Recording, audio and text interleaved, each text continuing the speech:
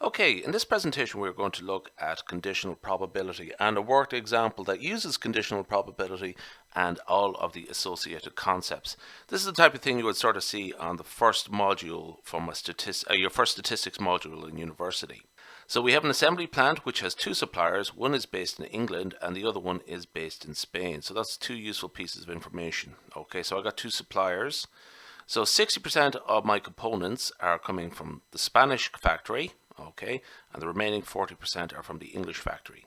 Now, based on my quality control tests, the defect rate for the stuff in the English plant is 5%, and from the Spanish plant is 6%, okay? So what is the probability that a randomly selected component will fail? So suppose I got all my components in and I just test one and see does it pass or fail my test, my quality control test, which is what we're doing. So, what's the overall probability? And if a component fails, which is the quality control test, what is the probability that it was sourced in England? Okay, so let's look at all of the events that we'd be interested in. Now, it's a proper thing to do to actually just make a formal statement about what your notation means. Okay, now I've gone a little bit in excess of what we need here. Does the component pass my quality control test? F is the event that it fails the test, and P is the event that it passes the test. Also, where was the component manufactured? E, the item was built in England or manufactured in England. S, in Spain. So we also know that the probability of E is 40% and the probability of S is 60%. Okay. So we don't have a question relating to passing the quality control test. So we don't really need that one. But we certainly need to state these here. Okay. This should appear in your exam paper when you're answering questions like this. Okay. Don't assume the examiners will know what P, E, and S means automatically. Well, they don't have to assume. You should state it explicitly. Now, what we're told in the question is we're given some conditional probabilities. So there's two key pieces of information here. The probability of a failure, given that it came from England, was 5%, and the probability of a failure, given that it came from Spain, was 6%. Okay, 0.05 and 0.06. Okay, so let's just sort of remark upon where we saw those. Let's just highlight it here. This is all, that's where we got all of that information. Okay, so based on the quality control test, the defect rate in the English plant is 5% and in the Spanish plant is 6%. So that is how we would sort of state that information mathematically and using the notation for the events as we've just described previously. Okay. So, what is the probability that a randomly selected component fails the quality control test? So essentially what we're doing is ask to calculate the probability of F. So just imagine that I have a big pile of components here in front of me, okay? And I'm just picking out the ones that failed the test, okay?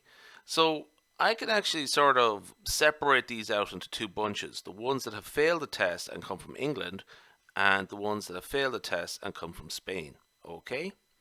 So that should be straightforward enough. So what we can do then is use the conditional probability formula. Okay, now that is a probability A given B is probability of A and B divided by, or small b I should use, divided by the probability of B. I'll just make that small b there.